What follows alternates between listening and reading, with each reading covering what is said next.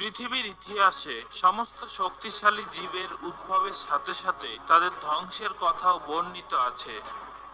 ডাইনোসরদের ক্ষেত্রেও এর কোনো ব্যতিক্রম ঘটেনি।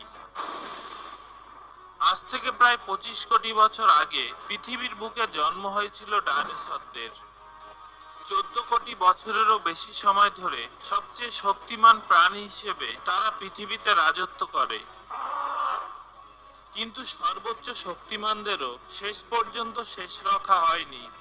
যদিও পৃথিবীর আবহাওয়া ছিল মনোরম এবং পর্যাপ্ত খাদ্যের কোনো অভাব ছিল না, তবুও আজ থেকে প্রায় 6.5 কোটি বছর আগে ডাইনোসরদের জন্য বেজে উঠেছিল মৃত্যুর ঘণ্টা।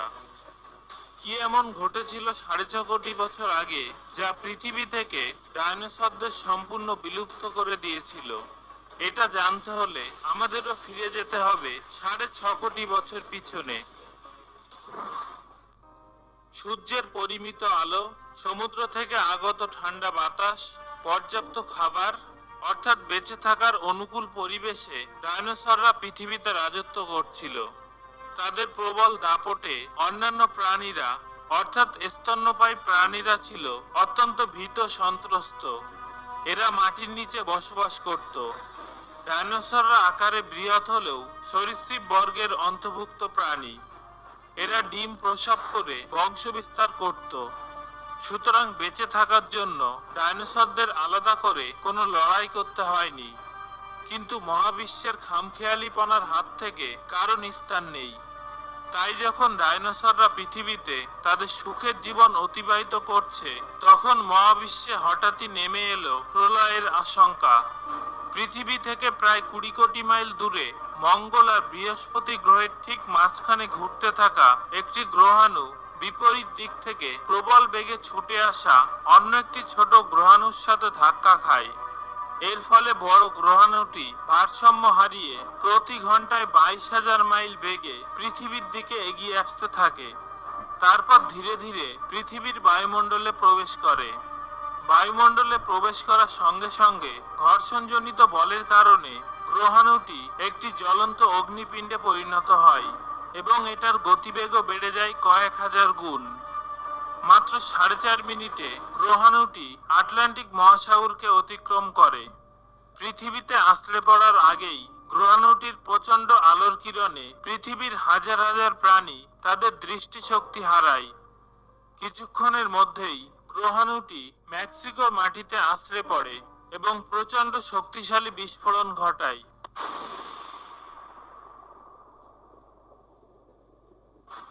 এই বিস্ফোরণটি ছিল অন্তত 10টি হাইড্রোজেন বোমের বিস্ফোরণের সমান। বিস্ফোরণের সাথে সাথে পৃথিবীর উষ্ণতা বেড়ে দাঁড়ায় 35,000 ডিগ্রি সেলসিয়াস এবং বিস্ফোরণের ফলে 180 কিলোমিটার চওড়া এবং 20 কিলোমিটার গভীর একটি গর্তের সৃষ্টি হয়। এই ভয়ঙ্কর বিস্ফোরণের ফলে সৃষ্টি হওয়া গর্তটির সমস্ত ধাতু এবং পাথর ধুলোয় পরিণত হয় আর আকাশে ধুলোর মেঘ সৃষ্টি করে।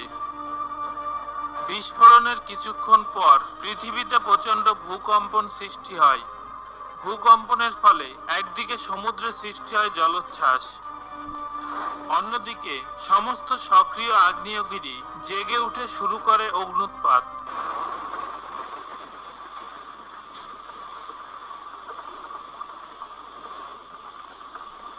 একই সাথে শুরু হয়ে যায় ডাইনোসর নিধন যজ্ঞ। এই বিস্ফোরণের ফলে উদ্ভূত শক্তির বিকিরণের মাত্রা এতটাই প্রবল ছিল যে এর 800 কিলোমিটারের মধ্যে থাকা সমস্ত জীবদেহ পুড়ে ছাই হয়ে যায়। স্থলভাগে বসবাস করা প্রায় সমস্ত ডাইনোসরদেরই ধীরে ধীরে মৃত্যু ঘটে। ডানাওয়ালা ডাইনোসররা এই বিকিরণের হাত থেকে রক্ষা পেলেও মৃত্যুর কবল থেকে নিষ্কৃতি পায়নি।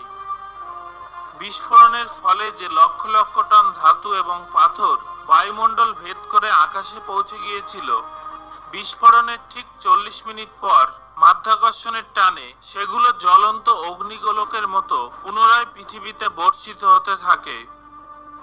অন্যদিকে বিস্ফোরণের ফলে সৃষ্ট ধুলোর মেঘ প্রতি ঘন্টায় 6,000 কিলোমিটার বেগে পৃথিবীতে আছড়ে পড়ে এবং পৃথিবীতে সূর্যরশ্মিকে পৌঁছাতে বাধা দেয়। ফলে পৃথিবীর উষ্ণতা 200 ডিগ্রি সেলসিয়াসেরও বেশি বেড়ে যায়।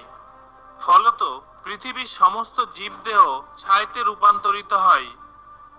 প্রাণী ও উদ্ভিদ নির্বিশেষে সকলেরই মৃত্যু ঘটে।